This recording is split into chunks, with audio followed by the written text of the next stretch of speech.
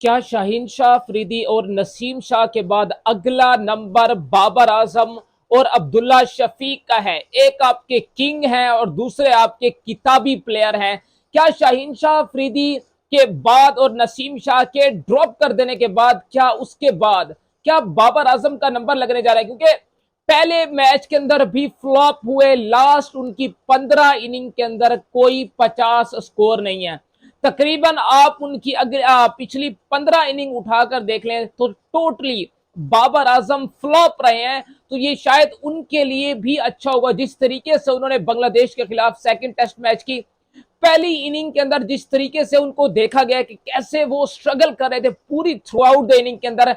उन्होंने 31 रन की पारी खेली, 77 बॉल्स पर उन्होंने पारी खेली। सही उन्होंने ग्रीस के ऊपर टाइम गुजारा, रन बड़े करना चाहे, बट शायद अब उनसे वो रन नहीं हो पा रहे। लिटरली उनके ऊपर नजर आ रहा है कि हैवी प्रेशर डेवलप हुआ है और वो शायद वो प्रेशर एब्जॉर्ब कर नहीं पा रहे, प्रेशर को परफॉर्मेंस में ट्रांसलेट नहीं कर पा रहे, जिसके चलते अब सवाल ये उठना शुरू हो चुका है। जैसे आपने शाहीन शाह अफरीदी को ड्रॉप किया है, जैसे आपने नसीम शाह को ड्रॉप किया है, अब वैसे आपको बाबर आजम को भी रेस्ट कराना चाहिए। और बाबर आजम के लिए भी जरूरी है, नॉट अगेंस्ट बाबर आजम, कोई भी अगर आपका बल्लेबाज है, कोई भी बल्लेबाज है, अब्दुल्ला शफीक की भी मैं बात कर रहा हूं, अगर बाबर आजम ठीक है उनके नंबर्स पीछे अच्छे रहे हैं पास्ट के अंदर, बट अब उनके लिए ये जरूरी है कि वो डोमेस्टिक क्रिकेट के अंदर जाएं, वहां पर जाकर वो रन्स करें, वहां पर जाकर अपनी परफॉर्मेंस को देखें, वो किस जगह के ऊपर वीक है,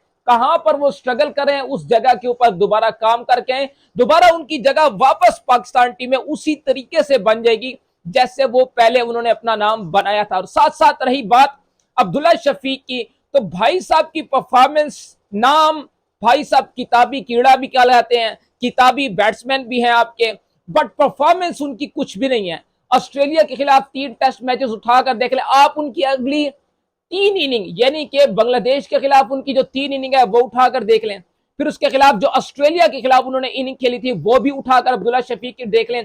तीनों में वो तकरीबन आखिरी 7 इनिंग में जिस तरीके से वो बोल्ड हो रहे हैं, उनकी टेक्निक में लिटरली प्रॉब्लम्स नजर आ रही हैं। जैसे अब्दुल्ला शफीक का घुटना, कैसे उनका फुटवर्क मैनेज हो रहा है, जिस तरह से उनका फुटवर्क रिएक्ट कर रहा है थ्रू आउट द लाइन, जो लाइन को रीड करना होता है वो मिस कर रहे हैं अब्दुल्ला शफीक किसी न किसी जगह के ऊपर। तो अब्दुल्ला शफीक के लिए बेस्ट परफॉर्मर, बेस्ट रिप्लेसमेंट आपकी मोहम्मद हुरैरा की शक्ल में बैठी है। मोहम्मद हुरैरा ने डोमेस्टिक में टॉप क्लास परफॉर्मेंस की है, इन फॉर्म बैटर है। और दूसरा बाबर आजम की जगह पर कामरान गुलाम, जिसने डोमेस्टिक क्रिकेट के अंदर रन्स के अंबार उस लड़के ने लगाए हैं, टॉप किया है कई सीजन के अंदर, उस लड़के ने डोमेस्टिक में टॉप किया है।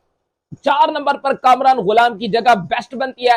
और एक तरीके से जरूरी भी होगा कि आप बाबर आजम को रेस्ट देकर आप ड्रॉप का नाम नहीं देते ना दें, बट अब जैसे आपने शाहीन शाह अफरीदी को ड्रॉप किया, जैसे आपने नसीम शाह को उनकी बुरी परफॉर्मेंस पे ड्रॉप किया, वैसे ही अब आपको बाबर आजम और अब्दुल्ला शफीक की तरफ भी देखना पड़ेगा। तो खैर, अपडेट अच्छी लगी हो तो वीडियो को लाइक और चैनल को सब्सक्राइब लास्ट भी करते जाइएगा।